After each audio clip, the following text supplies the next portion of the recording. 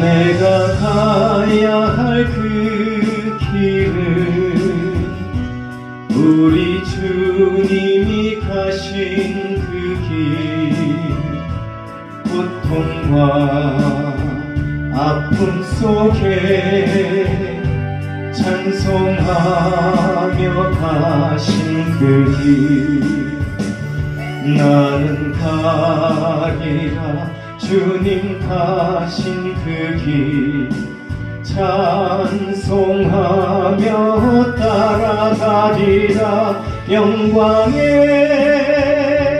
그 길은 고난 없이는 갈 수 없는 그 길, 주님 위해 받은 고난 주님께서 갚아주시리. 지금껏 받은 고난 장차 받을 영광이라네. 내가 가야 할 그 길은 우리 주님이 가신 그 길, 고난과 죽음까지 순종하며 가신 그 길, 나는 가리라 주님 가신 그 길, 순종하며 따라가리라. 영광의 그 길은 고난 없이는 갈 수 없는 그 길, 주님 위해 받은 고난 주님께서 갚아주시리. 지금껏 받은 고난 장차 받을 영광이라네. 내가 가야 할 그 길은 우리 주님이 가신 그 길, 천국에 복음 들고 충성하며 가신 그 길, 나는 가리라 주님 가신 그 길, 전도하며 따라가리라. 영광의 그 길은 고난 없이는 갈 수 없는 그 길, 주님 위해 받은 고난 주님께서 갚아주시리. 지금껏 받은 고난 장차 받을 영광이라네.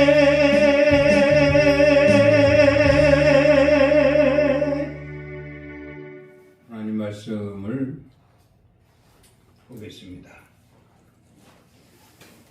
오늘 우리에게 주신 말씀은 출애굽기 33장 9절에서 11절까지 말씀입니다.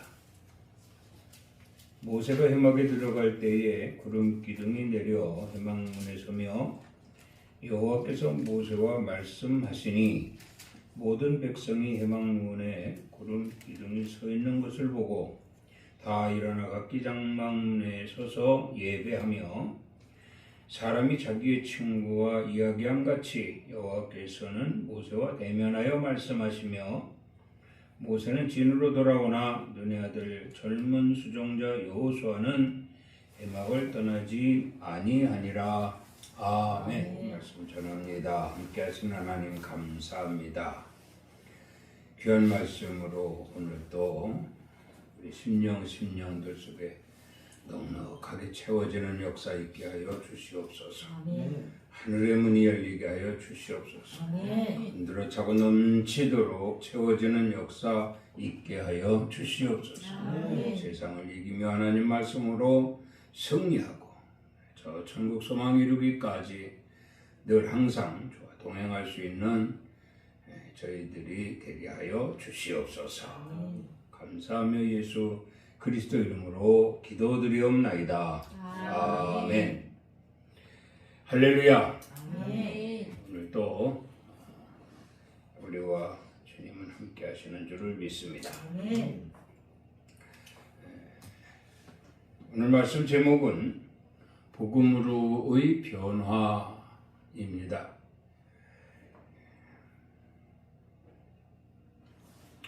먼저 산상수훈에서 우리 주님이 하신 말씀이 있는데 말씀 중 마태복음 5장 20절 말씀을 먼저 보면은 내가 너희에게 이르노니 너희 의가 서기관과 바리새인보다 더 낫지 못하면 결코 천국에 들어가지 못하리라. 이렇게 말씀을 하셨습니다. 이 말씀의 핵심은 제자들의 어떤 변화를 요구하시는 말씀이 아닌가. 바리새인과 서기관들은 자칭 자기네들이 의롭다, 자기네들이 곧 의롭다 하며 복음과 상관이 없다. 우리는 의롭기 때문에 복음과 상관이 없다. 사실 바리새인과 서기관들 이들은 어떤 권세와 또 권위가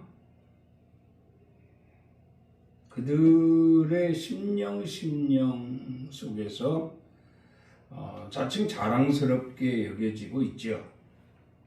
자랑스럽게 여겨지고 있기 때문에 우리에게는 복음이 필요 없다. 그렇게 말씀을 우리가 이해하게 되지요. 복음과 상관이 없다라고 하는 이 서기관 바리새인들은 복음으로의 변화와는 거리가 멀다. 그런 말씀입니다. 그럼 누가 이 복음과 밀접한 관계를 가질 수 있는가 하면은 마태복음 4장 16절에 이렇게 말씀을 합니다.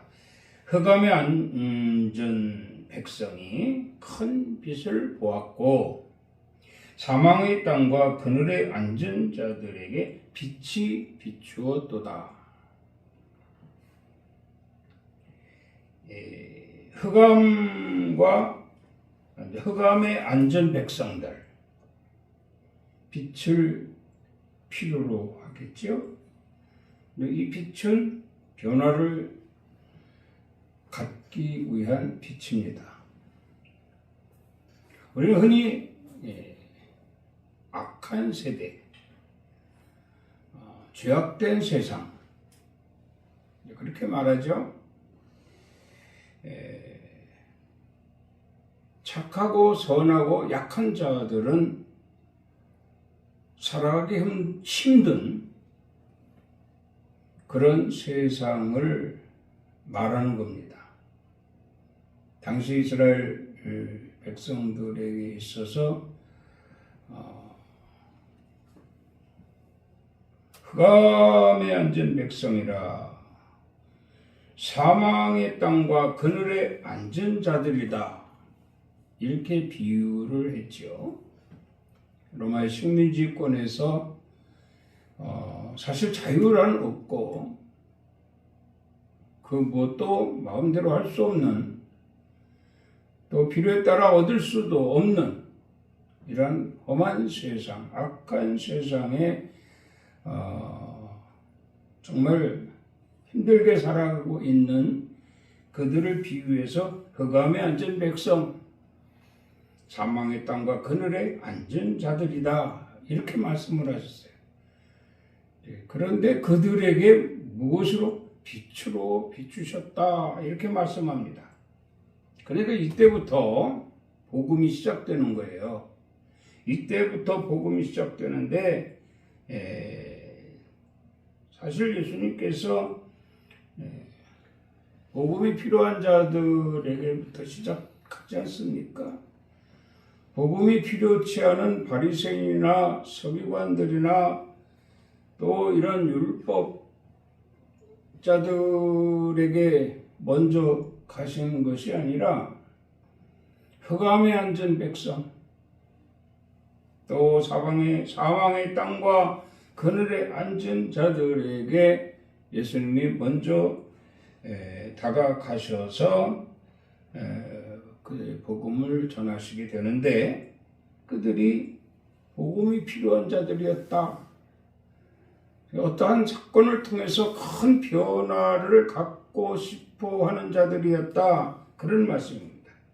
그런 자들에게 예수님이 가셔서 말씀하시되 나를 따라오너라, 내가 너희를 사람을 낚는 어부가 되게 하리라 말씀하셨어요.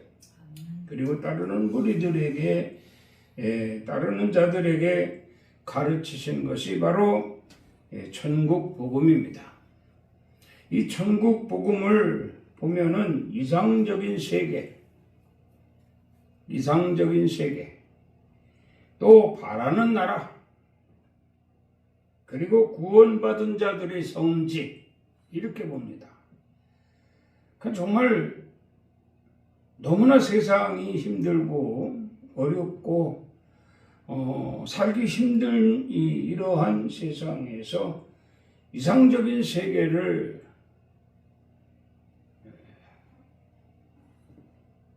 보게 하고 듣게 하고 바라는 나라, 또 구원받은 자들의 성지, 이것을 합해서 곧 천국 복음이요, 이렇게 변화를 요구하고 변화를 바라는 자들 앞에서 메시지를 주셨다. 그런 말씀입니다. 그러니까 이 천국 복음의 효과는 성도들의 변화로 말미암아 하나님께서 인정하실 때 비로소 가능하다. 그런 말씀입니다. 이 천국 복음을 듣고 다시 말하면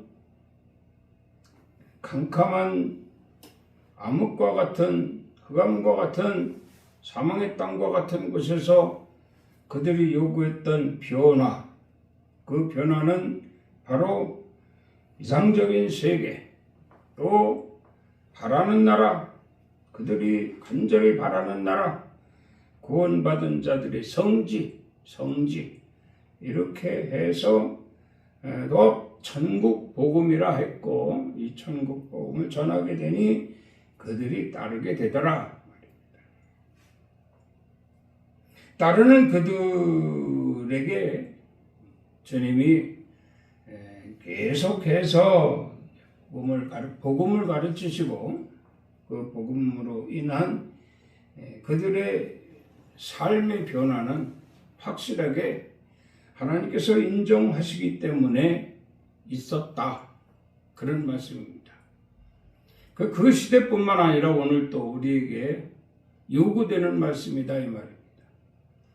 우리 육을 위한 삶은 이 세상입니다. 그런데 이 세상에서의 우리의 삶은 사실 평탄치만도 않지만 이것이 끝이 있다는 거예요. 그러나 육의 세계인 이 땅에서의 삶이 우리 전부가 아니라 정말 우리에게 전부가 있다면 영혼의 세계,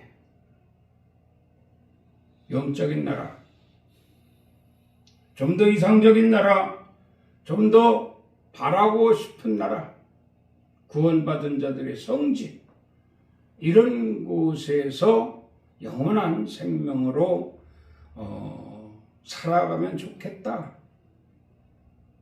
이런 삶을 추구하는 자들이었기 때문에 그들에게 하나님은 복음을 통한 삶의 변화를 갖게 하시고, 그리고 비로소 그 변화로 말미암아 모든 것을 이 땅에서뿐만 아니라 하나님 나라에 이르기까지 이루게 하실 것이다 라는 말씀이죠. 어느 목사님이 쓴 복음은 삶을 바꾼다라는 책에서 보았는데, 거기에 보면은 이제 복음으로 삶을 바꾼 아주 유명한 사람들이 나옵니다. 영국의 이 존 버녀는 초등교육도 받지 못했으나 뿐만 아니라 감옥 속에 갇혀서 절망 가운데 있었지만은 복음으로 삶을 바꾸어 베스트셀러죠. 철로 역정을 썼고, 이 불후의 명작이 됐지 않았습니까? 그래서 이스라엘 백성들에게 하나님 말씀과 거기 비슷하게 이런 삶의 변화를 줄 수 있는 책을 썼다. 그런 말씀이죠. 또 미국의 아브라함 링컨도 초등학교밖에 못 다녔고, 또 역시 그가 삶의 어려움 속에서 많은 힘든 삶으로 성장했으나 복음으로 삶을 바꾸어 미국의 대통령이 됐습니다. 뿐만 아니라 노예제도를 폐지하는 성공적인 지도자가 되었다. 이렇게 기록이 되어 있습니다. 또 중환질병으로 죽음의 두려움조차 이기지 못했던 요한 웨슬레, 그도 역시 복음으로 삶을 바꾸어 감리교 창시자가 되었다라고 기록되어져 있습니다. 정말 우리가 접하고 있는, 우리도 여전히 가지고 있는 이 복음, 참으로 이 복음은 구원하는, 인생을 변화시키는 참으로 기쁜 메시지요, 기쁜 소식이라 아니할 수가 없습니다. 평양의 유명한 깡패였던 김익두도 복음으로 삶을 바꾸어 교회를 200개 이상 개척한 훌륭한 목사였다. 소년원에서 암흑가에서 교도소에서 쓰레기같이 살았던 나, 그러나 옥중 전도로 예수님을 영접하고 복음의 영광의 빛을 마심으로 삶을 바꾸어 시대적 사명을 감당하는 훌륭한 목회자가 되었다. 아멘. 지금도 생전에 계신 목사님입니다. 누구라고는 말 안 하지만 참으로 정말 복음으로의 엄청난 변화가 그분에게도 있었다. 그래서 한 세대에 참으로 귀하게 들어 쓰임 받는 귀한 목사님이 되었다 하는 겁니다. 뿐만 아니라 히브리서 11장 32절에 보면 내가 무슨 말을 더하리요 기드온, 바락, 삼손, 입다, 다윗, 여기에 사무엘과 선지자들의 일을 말하려면 내게 시간이 부족하도다 이렇게 기록되어 있습니다. 이들이 보면 사사시대들이 사사시대의 사사들로 쓰임받았죠. 기드온이나 바락이나 삼손이나 입다나 이제 훌륭한 사사들이 됐어요. 그러나 그들이 정말 복음으로 큰 변화를 받았기 때문에 그 이스라엘의 사사로 쓰임받게 되었다라는 것. 낮고 천한 자였으나 그가 복음을 영접하고 하나님 말씀을 받아들이고 그 말씀대로 그들이 한 세대에 훌륭한 하나님의 영광을 위한 도구로 사용되어졌다. 기드온은 여기 보면 기드온은 미디안과 싸워 승리했죠. 바락은 가나안과 싸워서 승리했죠. 삼손은 블레셋과 싸워서 승리했죠. 또 입다는 암몬과 싸워서 승리했다. 그런 말씀입니다. 이들이 있었기 때문에 그 시대에 이스라엘은 정말 화평했다라고 해도 과언이 아닙니다. 정말 이들이 있었기 때문에 이스라엘은 그 시대에 화평케 되었더라. 뿐만 아니라 다윗은 통일왕국을 이루었죠. 이 또한 역시 복음을 받아들였고 그 복음으로 인한 변화가 있어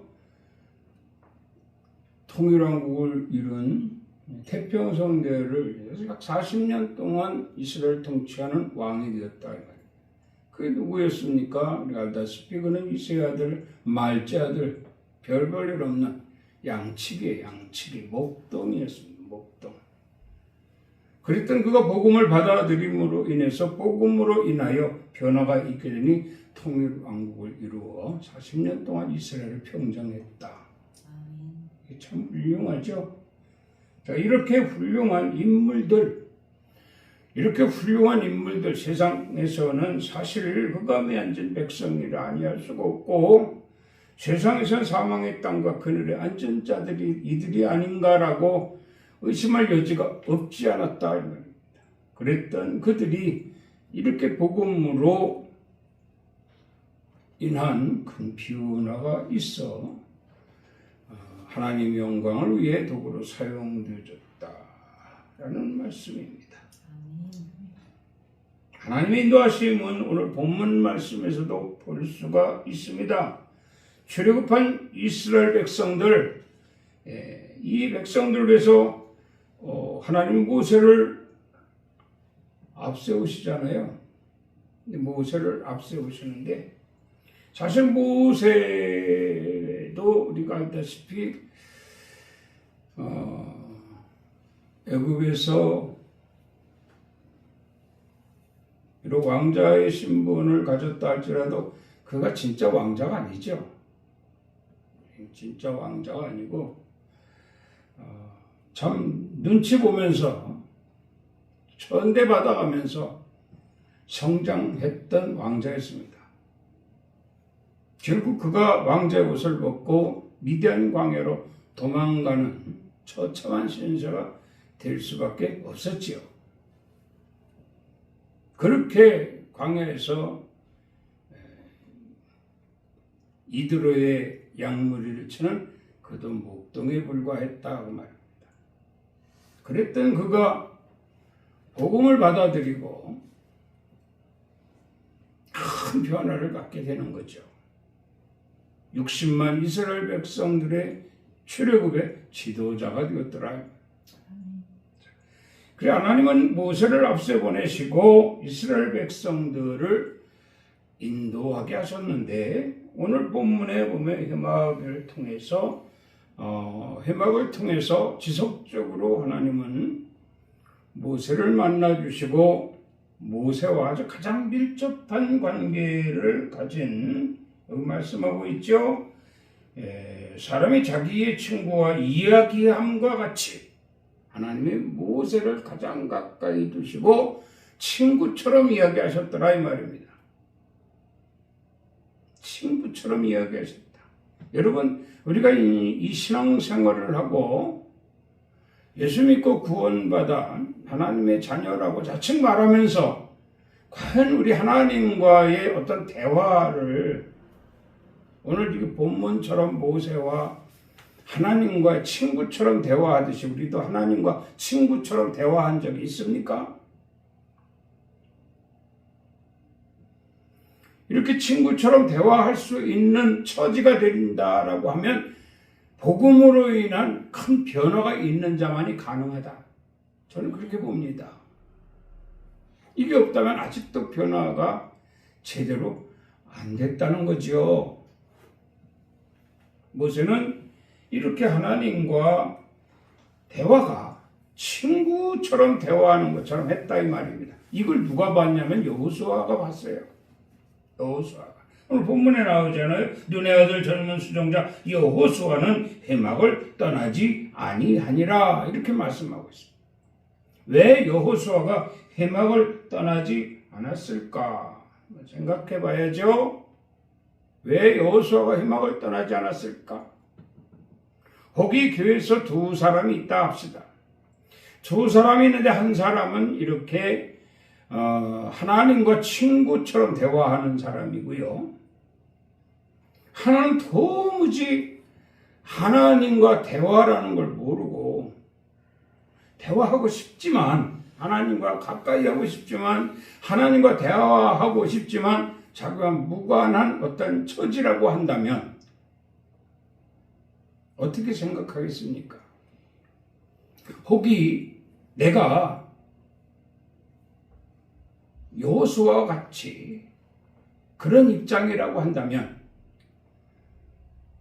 여호수아가 얼마나 현명한가 봐요.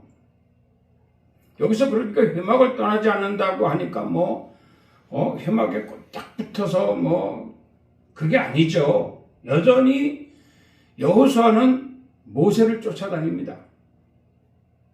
모세가 회막에서 하나님과 대면하고 명령받고 백성들이 지도자로서의 역할을 감당하기 위해서 모세는 또 회막을 나갑니다. 그럼 역시 여호수아도 회막을 따라 나갈 수밖에 없겠지요. 그런데 어떻게 말씀에는 회막을 떠나지 아니했다고 기록했을까? 바로 그겁니다. 나도 복음으로 인한 큰 변화가 있게 하리라. 이런 어떤 다짐이 회막을 떠나지 아니하니라 한 말씀처럼 되어져야 되지 않는가 그 말이죠.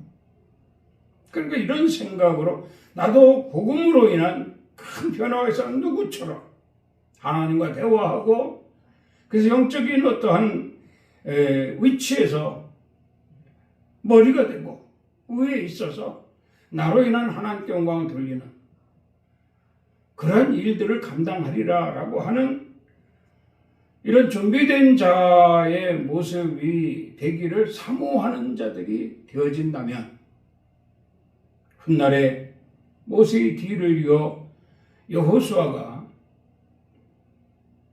60만의 지도자가 돼서 요단을 건너 여리고를 지나 의성을 통과하고 약속의 땅 가나안까지 인도하게 되는 귀한 사명을 감당하게 되었더라는 거죠.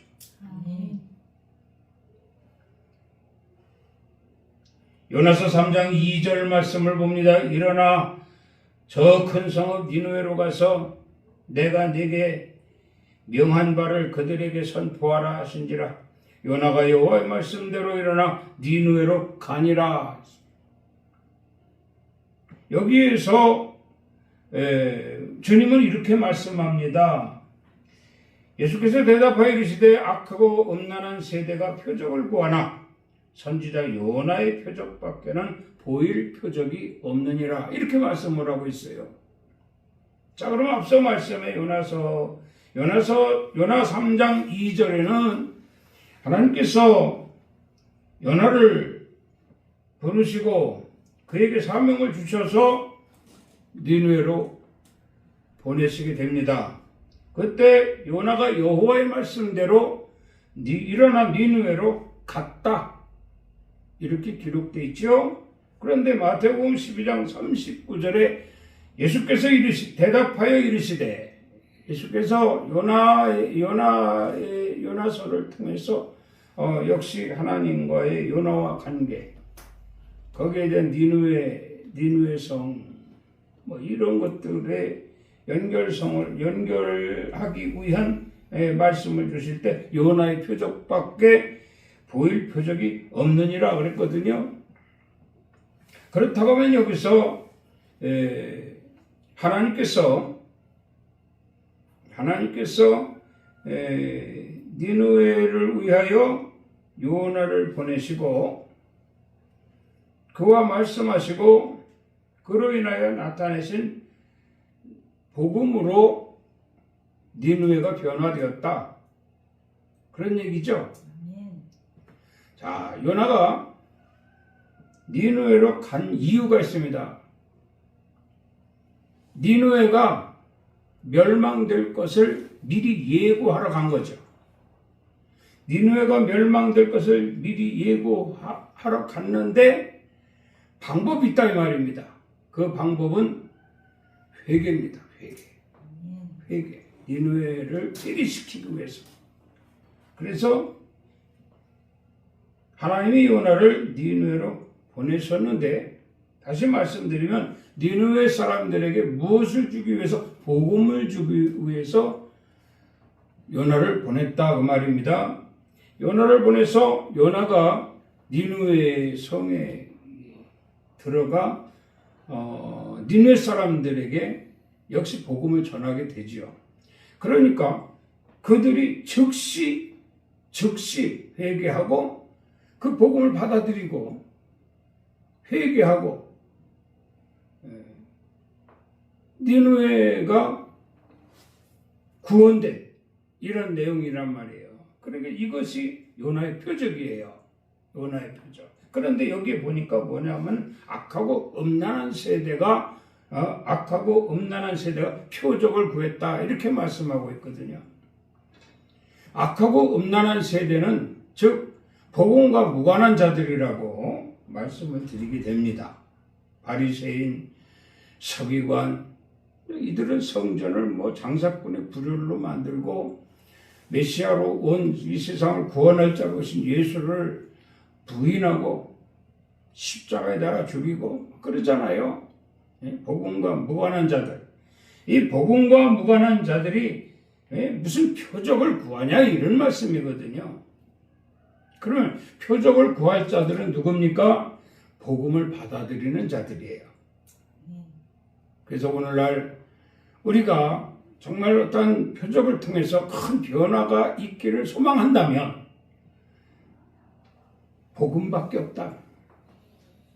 하나님 말씀밖에 없다는 거예요.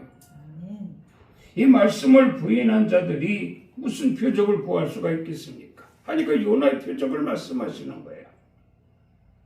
너희도 니느웨도 너희와 같이 악하고 아주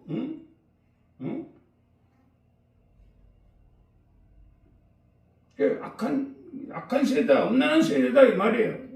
악하고 음란한 세대였으나 그들이 복음을 받아들이고 회개하고 돌이켰기 때문에 변화를 받게 되는 것이다. 이 표적밖에 너희에게 보일 것이 없다. 그런 말씀이에요. 그런데도 이들은 전혀 깨닫지를 못하죠. 역시 세상이 좋사오니 우리는 어떠한 변화도 필요 없다. 잘 먹고 잘 살고 있다. 세상이 좋다. 그런 사람들에게 무슨 복음으로의 변화를 기대하겠습니까?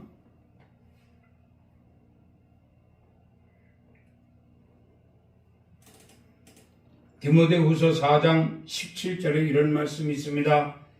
주께서 내 곁에 서서 나에게 힘을 주심은 나로 말미암아 선포된 말씀이 온전히 전파되어 모든 이방인이 듣게 하려 하심이라 그랬어요. 우리 유대인, 비록 이스라엘 백성들과 이방인들과 분리를 해서 한번 생각을 해봐야 됩니다. 유대인들과 이방인들을 분리해보자 이 말이에요. 이방인들은 한참도 내다볼 수 없는 정말 앞이 캄캄한, 그렇죠? 그럴 수밖에. 이스라엘 백성들은 하나님이 계시잖아요. 하나님, 여호와 하나님이 계시잖아요. 그런데 이방인들에게는 하나님이 없어요. 하나님을 몰라요, 전혀. 저와 여러분들도 이방인이었을 때는 하나님을 몰랐습니다. 그런데 이 땅에 복음이 들어왔고 그 복음으로 인하여 우리는 선조들의 어떠한 영적 삶을 통해서 그들이 변화된 것을 우리는 보아왔습니다.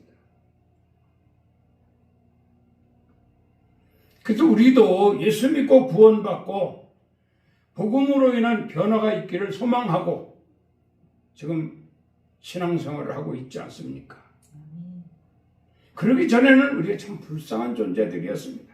똑같은 하나님의 형상으로 만들어진 피조물들이었는데, 창조하신 하나님의 작품들이었었는데, 우리는 제외되었던 과거 이방인의 처지, 참으로 불쌍했지요. 그러니까 곧 말하자면 우리의 과거는 흑암에 앉은 백성들이요, 우리의 과거는 사망의 땅과 그늘에 앉은 자들이었다. 이 세상이 전부인 것으로 알고 세상에서 찢고 붙이고 싸우고 넘어지고 다치고 결국 그러다 죽고 죽음으로 끝난다는 이러한 어떤 생각 속에서 무의미한 삶을 살아요. 무의미한 삶. 그러나 이제 예수 믿고 우리도 구원받아 양자의 영을 받아 하나님을 아버지라고 부르게 됐습니다. 그리고 다시 말하면 하나님의 자녀가 됐습니다. 우리도 영적인 이스라엘 백성들이 됐습니다. 그러니까 우리에게도 이 영적인 이스라엘 백성이 되어지기까지 주신 것이네. 그게 복음이에요, 복음. 우리도 그 복음으로 말미암아 큰 변화가 있게 되었는데, 이렇게 말씀합니다. 바울이 한 말씀이죠. 나로 말미암아 선포된 말씀이, 복음이 온전히 전파되어 모든 이방인이 듣게 하려 하심이라. 그리고 우리가 이 바울로 인한 이방인 전도 사역을 통해서 오늘날 우리도 예수 믿고 구원받고 복음으로 인한 큰 변화를 또 체험하면서 앞으로 더 큰 변화를 얻기 위한 영적 삶을 살고 있다. 과언이 아닙니다. 틀린 말이 아니죠. 맞는 말씀이죠. 이런 삶을 통해서 하나님과의 어떤 관계를 더 가까이 하고 더욱더 또 우리로 말미암아 이제 앞으로도 뭐 사실 미복음 지역이 많이 있지 않습니까? 미복음 지역. 지구촌을 보면 미복음 지역이 많아요. 우리 이 땅에서도 아직 복음이 들어가지 않은, 복음을 접하지 않은 이런 자들이 많이 있어요. 그런 자들이 언제, 지금은 복음을 외면하는 자들일지는 몰라도 앞으로 그들의 삶을 통해서 어떤 과정을 통해서 흑암에 앉은 백성이 될 수도 있고, 어떤 과정을 통해서 사망의 땅과 그늘에 앉은 자들이 또 될 수도 있다. 그런 말씀이에요. 그럴 때 그들을 구원할 수 있는, 그들에게 빛을 비출 수 있는 예수님도 그렇게 오셨잖아요. 빛을 비출 수 있는 이러한 상황이 되어질 때 너희가 복음으로 인한 큰 변화로 말미암아 하나님과 가장 가까운 관계 속에서 하나님의 뜻을 이루어드릴 수 있는 도구로 사용될 것을 하나님이 요구하고 계시다. 그런 말씀입니다. 그래서 우리는 항상 영적 무장을 해야 되고요. 복음으로 전신갑주를 입어야 된다. 이렇게 말씀을 드리게 되는 거죠. 빌립보서 4장 3절 말씀을 봅니다. 또 참으로 나와 멍에를 같이 한 내게 구하노니 복음에 나와 같이 힘쓰던 저 여인들을 돕고 또한 클레멘토 외에 나의 동역자들을 도우라. 그 이름들이 그 생명책에 있느니라. 이렇게 말씀하고 있습니다. 이 말씀의 내용은 그거잖아요. 생명책에 기록된 자들, 생명책에 기록된 자들을 도우라는 거예요. 도우라라고 하는 것은 합력하라는 겁니다. 그렇게 해서 그들이 하고자 하는 일에 더 힘을 실어줘라. 힘을 실어줘라. 그것이 복음으로 인한 변화가 있기 위해 가장 수월하다 이렇게 생각할 수도 있지요. 가장 수월하다. 그래서 서로가 합력하여 선을 이루게 될 때에 비로소 하나님의 영광을 위한 온전한 도구로 하나님께 인정을 받게 될 것이고, 그리고 그로 말미암아 그 일로 인한 우리 한 세대 하나님의 뜻을 이루게 될 것이니, 역시 주님 부르심을 받을 때 우리는 참으로 소망을 이룰 특별한 존재가 될 것이고, 그리고 후대 이르기까지 또 기록에 남았던 이런 복음으로 인한 변화된 자들, 말씀드렸듯이 그런 인물들 중에 또 우리도 한 사람이 그 인물들 중에 섞여서 우리도 그들 중에 한 사람이 될 것이다 라는 전제 아래 시대적 사명을 감당할 수 있는, 하나님의 뜻을 이룰 수 있는 그러한 교회로 자리매김하고 더욱더 주님 부르시는 그날까지 이 땅에서 하나님의 영원한 인도가 있기를 주의 이름으로 축원합니다. 기도하겠습니다. 하나님 아버지, 감사합니다. 험한 세상, 악한 세대라고 말씀하시면서 복음을 따르는 자들을 구별하시고 그들로 인하여 변화가 있게 하시며